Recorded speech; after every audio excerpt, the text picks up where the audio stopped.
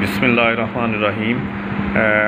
अज मैं हाजी मज़हर साहब साडे बजुर्ग ने उन्हां दी खिदमत विच हाज़र होया सैटेलाइट टाउन चंग सदर ते हाजी साहब फ़ायदे दसणगे एक पौधा जिस दे फ़ायदियां दा हर बंदे नूं पता नहीं। सवांजना शूगर तो इलावा बेशुमार बीमारियां दे फ़ायदे हाजी साहब दसते ने और आजमूदा मकसद हाजी साहब खुद आजमा चुके ने और अपनी ज़ुबानी हाजी साहब दसते ने। हाजी मज़हर गुज्जर साहब जनाबे अली ये बेशुमार फायदे यूट्यूब पे तुम बड़े मिल जाएंगे ने, लेकिन मैं क्योंकि ज़ाती तौर पर इस्तेमाल कर रहे हैं तो मैंने ये फायदे का पता है जी।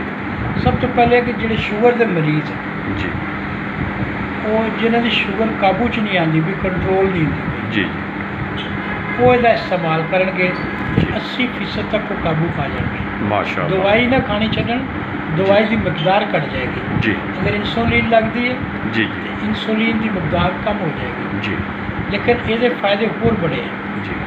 वो दूसरा है कि ब्लड प्रेशर को कंट्रोल करेगा, यानी थोड़ा कोलेस्ट्रॉल कंट्रोल करेगा। जी ठीक है। तीसरे नंबर से एंटीऑक्सीडेंटल है, कहते हो थोड़ी स्किन जी सही करेगा, ठीक है। खून साफ करेगा। ठीक है। मेरे नौखना चीरे आ जाते जी जी मैनू सरबत जी लेनी पैंती सी, ठीक है।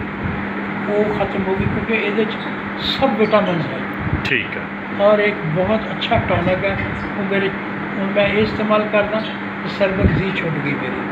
ठीक है माशाअल्लाह। दूसरे नंबर पर गुर्दे के मरीज़ों की बड़ी बेहतरीन चीज़ है ठीक है। कि उन्होंने गुर्दे कभी भी ख़राब नहीं होंगे, ठीक है। कैसे भी हालात हों। ठीक। अगर इनका इस्तेमाल मुसलसल है तो ये गुर्दे की एफिशिएंसी बेहतर करते हैं। ठीक है। अल्हम्दुलिल्लाह मैंने कोई प्रॉब्लम नहीं, गुर्दे का 62 साल उम्र हो गई मेरी। ठीक है।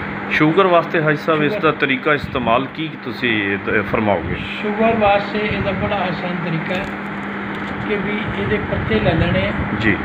इन्हों धुप्पे पाना जी। धुप्पे चादर से पाना, पत्ते जो भी तोड़ने धो के चादर से पाने, कभी चारपाई तो बच्चे नहीं पाना। ठीक है। चादर से पा के फिर वो एक होर चादर पा देनी। जी ठीक है। ताकि गर्मी च रहन ठीक है। तो छां भी रहे।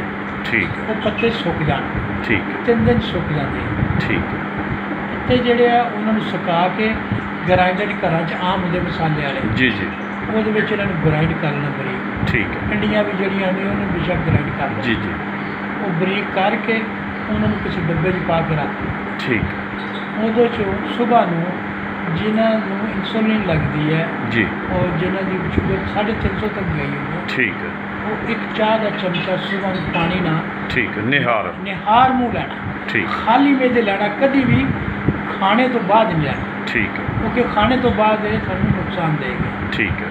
हमेशा खाली मेदे लेना, सुबह में एक चमचा जी जी ठीक है। ते शाम में एक चमचा, ठीक है।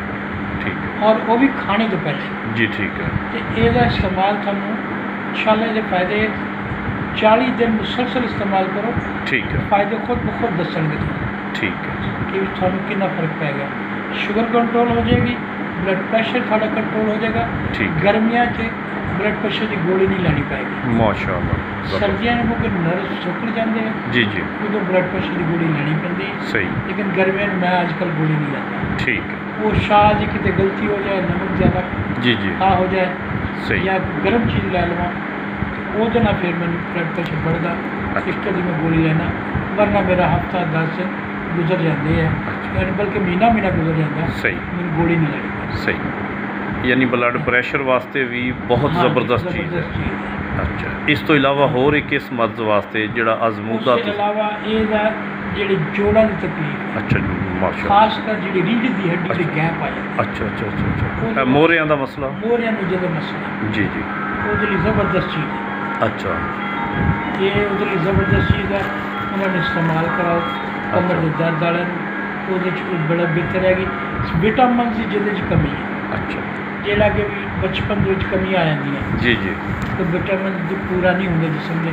अच्छा वो ये इस्तेमाल सारे विटामिन पूरे हो जाते और सारी जिंदगी का नुस्खा। जी जी ठीक। सारी जिंदगी इस्तेमाल करो, कम खर्च कम खर्च बन। मेरी सेहत देख लो जी अल्हम्दुलिल्लाह माशाअल्लाह। मैं सुहांजना पिछले 3 साल तो इस्तेमाल कर रहा हूँ। ठीक। एक अंदाजा ला लो जी जी जो रंग तो माशाअल्लाह मेरे तो कि भी ये ਕਿੰਨੇ ਦੇ ਫਾਇਦੇ। ਮਾਸ਼ਾਅੱਲਾ। ਗੁਰਦਿਆਂ ਲਈ ਵੀ ਬਿਹਤਰੀਨ, ਅੱਛਾ ਜੋੜਾਂ ਲਈ ਵੀ ਬਿਹਤਰੀਨ, ਜੀ ਜੀ ਹੱਡੀਆਂ ਲਈ ਵੀ ਬਿਹਤਰੀਨ, ਜੀ ਜੀ ਖੂਨ ਦੀ ਸਫਾਈ ਲਈ ਬਿਹਤਰੀਨ, ਜ਼ਬਰਦਸਤ। ਹਾਂਜੀ, ਇਹ ਬਲੱਡ ਪ੍ਰੈਸ਼ਰ ਲਈ ਬਿਹਤਰੀਨ, ਜੀ, ਨਹੀਂ ਜੀ। ਬੇਸ਼ੁਮਾਰ ਫਾਇਦੇ ਹੈ।